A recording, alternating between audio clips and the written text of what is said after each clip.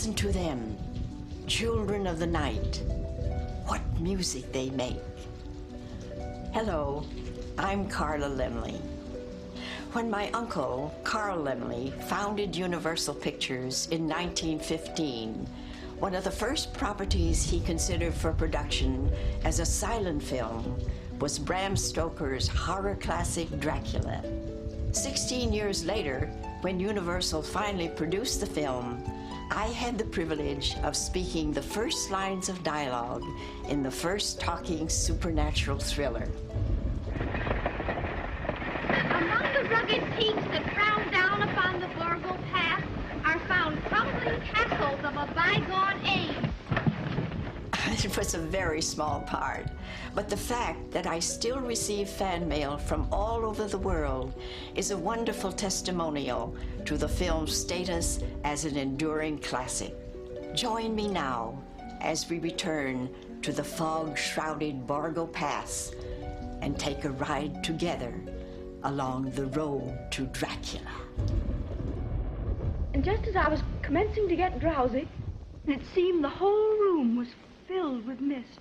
And then I saw two red eyes staring at me, and a white, livid face came down out of the mist. I felt its breath on my face, and then its lips. Why are we scared by something? Why are we aroused by something? I'm talking about sexually aroused, because in the case of Dracula, very often the two responses overlap. Dead. Undead. I don't care. They all frighten me. Oh, I love to be frightened. Do you? Laugh all you like. I think he's fascinating. Who wouldn't want to be like Dracula? You live forever, you don't work, you stay up all night. Dracula is quite simply the most media-friendly fictional personality of the 20th century, if not all time. Even people who've never read the book or have never seen the movie still know exactly who he is. I am Dracula. Count Dracula? Dracula? Oh, what's he done to you, dearie? Dracula is our vampire. Dracula? I never even heard the name before. Today, thanks to Universal Studios, everyone knows the name of Dracula.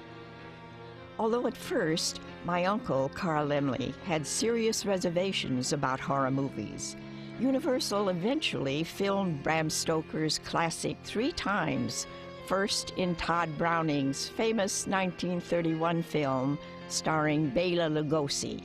Next was the simultaneously produced Spanish-language version starring Lupita Tovar and Carlos Villarreal. Some people feel that this was the superior version from a technical standpoint, but you'll have to be the judge. And then came the romantic 1979 remake with Frank Langella. I can't imagine how my uncle, a very proper man, would have reacted to such a sexy Dracula. But speaking for myself, I would have given anything for a bit part in that production. The story of Dracula didn't begin at Universal City. As a fictional character, Dracula is more than 100 years old. First published in 1897, Bram Stoker's original novel has been frightening readers ever since.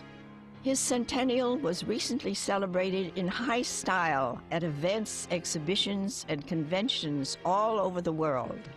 But perhaps the most revealing exhibition took place at the Rosenbach Library in Philadelphia, where novelist Bram Stoker's original working notes for Dracula were placed on public display for the first time. What we have here at the Rosenbach are Stoker's working notes for Dracula. His earliest notes concern certain elements of plot. There are particular scenes in the novel that Stoker had imagined at its earliest stages that survive all the way to the end. A scene where Jonathan Harker, trapped in Dracula's castle, is preyed upon by 3 female vampires who are then interrupted by Count Dracula barging into the room saying, "This man is mine, I want him." This was one of Stoker's earliest ideas for Dracula. Bram Stoker never visited Transylvania, but he was very well acquainted with the picturesque town of Whitby on the North Yorkshire coast, where a good deal of his novel takes place. Stoker often vacationed there and was most impressed with its ancient wind-blown cemetery and crumbling Gothic abbey. Whitby is certainly a wonderful place for atmosphere. It would lend itself to a cinematic treatment if we could imagine Stoker thinking of that. Whitby as a popular port and as a popular sort of shipping port had its number of shipwrecks. And Stoker must have been fascinated with the idea of having a shipwreck in Dracula. So he used the shipwreck of a Russian schooner called Dmitri as a model for Dracula's arrival onto the English coast. It was in Whitby that Stoker first came across the name of Dracula. He discovered that there was this 15th century Transylvanian prince whose name was Dracula, also known as Vlad the Impaler due to a method of disposing of his enemies of which he was particularly fond. If you can see behind me, this is from a again, late 15th century woodcut showing Vlad at lunch with some of his victims behind him. Stoker was the first to take the legend of Vlad the Impaler, or Vlad Dracula, and attach it to the vampire. And they haven't really come apart since. The historical Dracula didn't inspire Stoker to write the book. There's some confusion about this. He'd already outlined the novel when he came across the account of Vlad the Impaler and simply used it as a kind of window dressing or atmosphere. Stoker's novel unfolds through letters, diaries, and journals. Count Dracula, a 500-year-old vampire, leaves his castle in Transylvania in search of new blood in a new country. Carrying the boxes of native soil in which he must rest during the hours of daylight, Dracula kills the entire crew of the ship that transports him to England. Two young women, Lucy and Mina, become his victims in turn. Dracula kills Lucy, transforming her into a foul thing of the night, an undead creature like himself. Soon, Mina falls under Dracula's spell and is terribly endangered. But thanks to a scientist wise enough to believe in the supernatural, the vampire is finally destroyed and Mina is released from her thrall. Stoker drew on an already established tradition of the vampire in literature and in folklore, but did it in such a way that the legend really achieved a critical mass. Unlike the earlier fictional vampires, Stoker's Dracula was not a romantic character. He was a decrepit old man who became younger as he drank blood, but he never really became attractive. He was writing a blood and thunder piece of, I suppose, what we would now call sort of exploitation. It's a first-rate 19th century trashy novel. Above everything, Bram Stoker wanted his story dramatized. He may have been a bit of a frustrated playwright.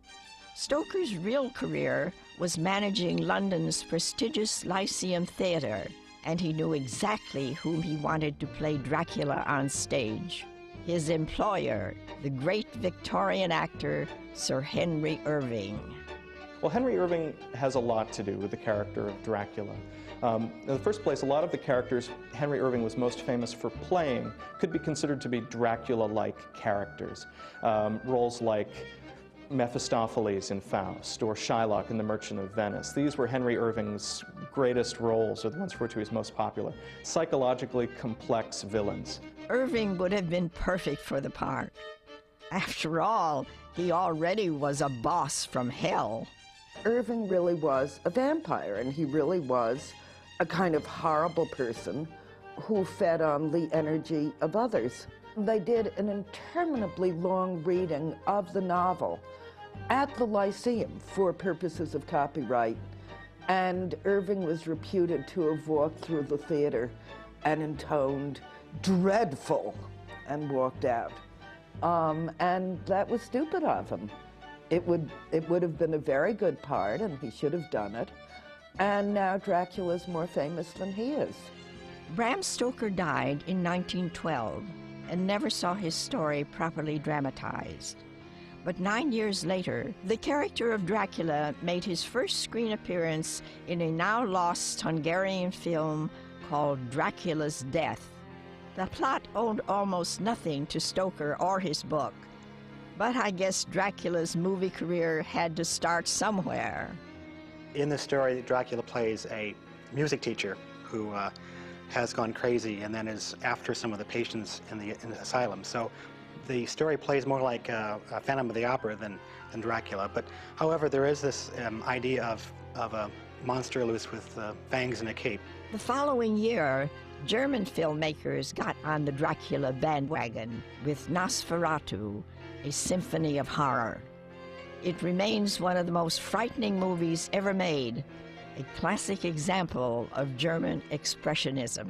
It's so frightening. Well, for one thing, Dracula is so evil, he's disgusting, and he's a plague spreader. And he looks like a rat. There's nothing suave about him.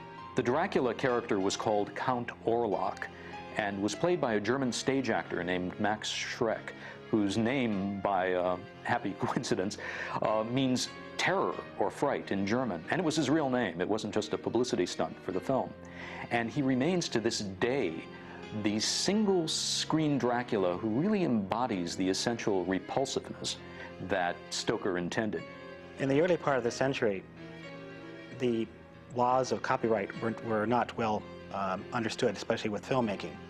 And Prada Films, which was the very small studio that made Nosferatu, did not either bother or know to get a copyright from Bram Stoker's widow. Murnau used the novel without clearing the rights, and in fact eventually got involved in a big lawsuit, and the film had to be literally pulled from the market. With 2 movies already to his credit, Dracula decided to give the theater another try. In 1924, the British actor-manager Hamilton Deane added the first authorized dramatization of Dracula to his popular traveling repertory. Film historian and former actor Ivan Butler was a member of Deane's company. He had to cut it down for expense, for one thing, and it's such a vast, rambling novel. It was a sort of skeleton of the original. It was Hamilton Deane who really created the modern image of Dracula, and he took his inspiration not from Henry Irving's Shakespearean villains, but from a much lower end of the theater. And essentially, his Dracula is a kind of vaudeville or music hall magician. You know, the suave trickster in evening clothes who knows how to work a crowd. When they came to London, of course, and the dreadful notices they had, as we all know, they were very depressed, and somebody came up to him and said, well, what are you worrying about? Have you looked outside? And there was halfway around the block queuing for it. Several actors performed the role of Dracula for Deane, including Raymond Huntley, who played the part thousands of times in England and America, and still holds the all-time record for sheer number of performances. Ivan Butler worked with the noted actor W.E. Holloway. He was an older man, you see, very, very gaunt looking, very deep-set eyes and everything, and a good voice, and it seemed to work better, more like the real Dracula in a way, but he always seemed to me to have something that the young ones lacked. There was no sort of sex attraction in those days. Dracula came for one thing only, his evening drink. We had the bat coming in to the window, French windows, you see, at the end of the second act. It was a big scene. The assistant stage manager was standing on a stool with a fishing rod, a big long fishing rod, and about 2 foot of bat. And he was floating it around outside, like that. And it banged into the window, and smoke came and everything. Then Dracula appeared out of the mist. One day, I don't know why, but the string attached to the bat, of the fishing rod, broke, and the bat sailed through the window, right across the stage, and floated down and landed in the floats, the 2 green eyes looking outside. And then, of course, Dracula himself had to appear. It must have been difficult to explain. I think possibly a rather bewildered audience went, well, are there 2 bats or 2 Draculas? The stage production was corny, but it was a crowd pleaser, and it was full of startling special effects and loud noises and flash bombs and swirling fog and a trick coffin for Dracula that was essentially a magician's disappearing cabinet. Dracula got in, and there was a false bottom under the boards. He would pull the string, and the boards would open like that. Dracula would fall down into the base of the coffin, and the fuller's earth would all fly out into smoke like that, and it would look as if he disappeared into dust. Given Dracula's success in London, it was only a matter of time before Broadway beckoned. The producer, Horace Liveright, wanted changes and hired the playwright-journalist John L. Balderston to improve the product.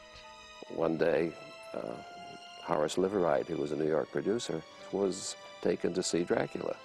But he was concerned over the Britishness of the language and a lot of idiomatic stuff that nobody in New York would understand. So he asked my father if he would rewrite it. In the 1920s, the only kind of vampires American audiences knew about were vamps like Theda Bara. For the Broadway version of Dracula, Horace Liveright wanted a male vamp, an exotic foreigner with an air of mystery and sex appeal. The budget was pretty tight, and they had cast all the parts except for the Count, and they were out of money. So they couldn't hire a name actor to do the Count. Liveright found exactly what he was looking for in an expatriate Hungarian actor named Bela Lugosi. Bela Lugosi was an expatriate from Hungary who was escaping all kinds of political unrest in his native land and actually landed in New Orleans completely without any skills in English at all, made his way to New York, learning many of his early parts phonetically, amazingly. So when they were casting around for the perfect person to play Dracula, Lugosi managed to have both the old world charm and a certain mysterious, seductive quality. He had that thick accent, he had the eyes, he had a series of gestures which to us now look rather hokey. But there are, women fainted and grown men grew nervous. Well, my father's performance in Dracula brought him to the attention of, in particular, the female portion of the audience. They loved his performance. They must have found something of sexual overtones in it, and he became an idol. The very night Dracula opened on Broadway, Universal had a representative in the audience. As I mentioned earlier, Carl Laemmle wasn't a big fan of horror pictures, even though Universal had made a fortune on films like Lon Chaney's The Hunchback of Notre Dame and The Phantom of the Opera. It was my cousin, Carl Laemmle Jr., who really wanted to produce Dracula. Like me, he had grown up with the opportunity to actually watch Lon Chaney filming his famous horror roles for Universal. He loved creepy stories and everything macabre. And Lon Chaney was his first choice to play Dracula. I have no idea what Chaney would have done if he played Dracula makeup-wise. I'm sure he would have done, I'm sure Chaney would have had much more elaborate makeup. He was into the makeup aspect of it. He was in, the man of 1,000 faces. He was always changing his look. I don't think he would have just gone with the light makeup with the dark lips. In the case of London After Midnight, he did all these pointy teeth and this permanent grin and these pulled down eyelids, which I think is a classic makeup. I have no clue. I would love to see what Chaney's version of Dracula would have been. Chaney died of cancer in 1930, and a number of other actors were considered other than Bela Lugosi. My father, to his great surprise, was not the first choice when the Universal Studios began casting for the lead in the motion picture version of Dracula, even though my father had successfully played the part hundreds of times on Broadway and throughout the United States. And actually, he had to fight for the role. Next to Bela Lugosi, the film's most memorable performer was Dwight Fry as the unfortunate Mr. Renfield. He was such a gentleman when I fell into his lap in the opening scene. You'd never dream he'd end up eating spiders and developing an appetite for even worse. Rats. Rats. Thousands. Millions of them. I don't really think he was surprised by the roles he began to play when he got to Hollywood, because he'd had such a variety of roles in New York on Broadway, from comedy to musicals to serious drama to crooks and all kinds of characters. By the time he was 30, he was an experienced character actor. Renfield is probably the most multifaceted character in the film. I mean, he's sane at times, he's mad at times, he's vampirish at times. Also on hand from the Broadway production was Edward Van Sloan, repeating the role of Professor Van Helsing. Here's part of his screen test. I was looking in the mirror. Its reflection covers the whole room. But I cannot see you.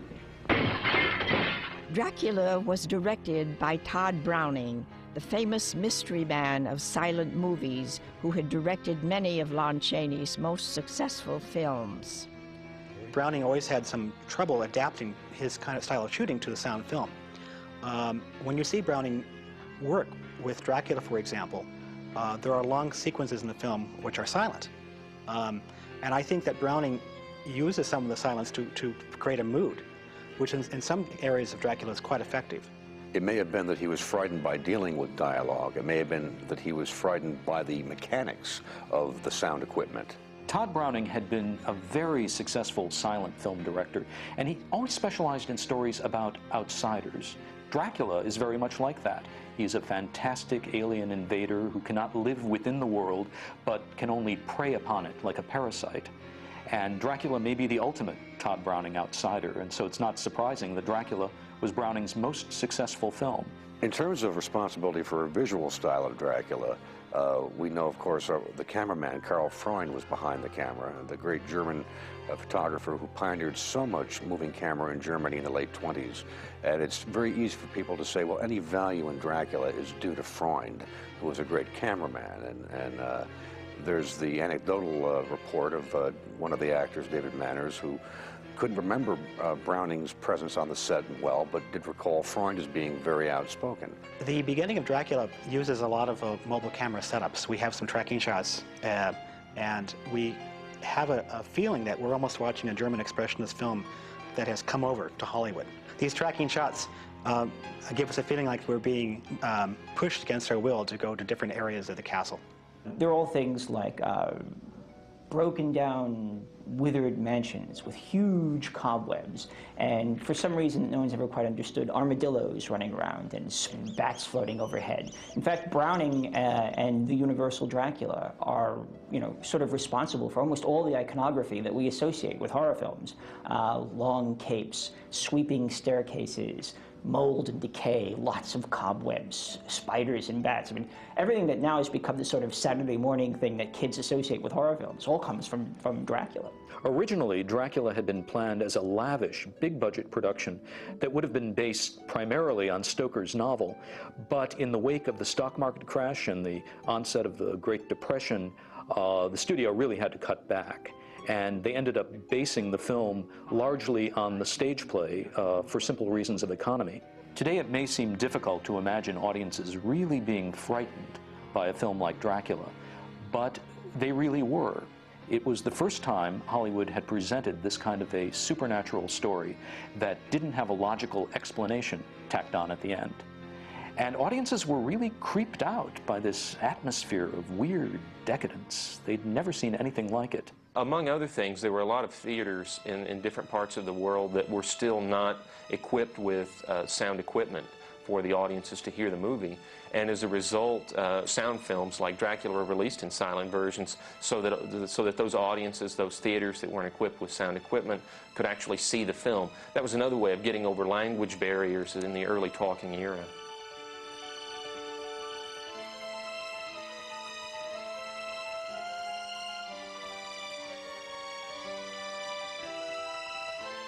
The adoption of English-speaking talkies posed a real problem for the Latin American markets, which wanted to hear talking films spoken in their own language. Dubbing was still not an efficient and known commodity, and those studios that had the biggest interest in that market turned to doing secondary productions of their major films in Spanish versions for that market. Dracula was one of these pictures.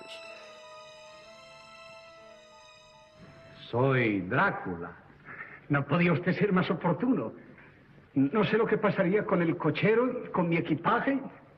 Con todas esas cosas, creí que me había equivocado de casa. The Spanish version of Dracula, directed by George Melford, was produced by Paul Kohner, an ambitious young protege of my uncle. His overall enthusiasm for the film may have had something to do with his feelings for his leading lady, the beautiful Mexican ingenue Lupita Tovar. So the cast for the English version would come in the morning, started shooting at 8 o'clock, and the Spanish cast will come in the evening. We shot all night long till next morning because we use exactly the same sets. Apparently what happened was that the initial crew, Browning's crew, would shoot these sequences. The second crew, the Spanish crew, would look at them and say to themselves, we can do better than that. And they would go and they would do better. Something so incredible. I mistrust my own judgment. Mire.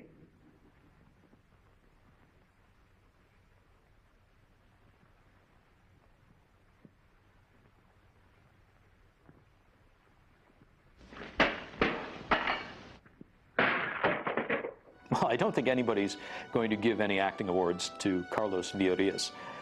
But overall, the Spanish film is a real delight for film buffs because it's kind of like discovering all these fascinating new rooms in a familiar old house. And it's full of these wonderful optical effects and visuals that really seem ahead of their time.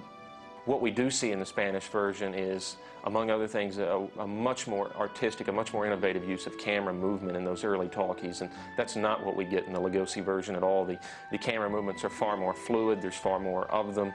It's a more lively film to watch unfold before your eyes than the Lugosi film. One only wishes that Lugosi had been directed in like fashion as the Spanish version. Dracula did sensational box office, the result in part of Universal's atmospheric and imaginative promotion. One of the most inventive designs of posters was Lugosi, arms upraised, clawing at the air behind a spider web in which various heads of his female victims were ensnared in the strands of the web like some sort of bizarre insects. So you had a whole bunch of different poster designs that sought to emphasize both the mystery and the underlying sexual content of this film. It was a very unique film in that sense. Children are another category that found strong interest in Dracula. There was even a group of sociologists that studied movie responses to the various films of the early 30s, and often children would mention among their favorite movies, ones they liked to act out at home, was Dracula. I remember early on being taken to other movies that he had made with some of my friends and classmates and whatnot, and they would always be frightened and hide behind the seats in the theater. And I would never be frightened because that was my father.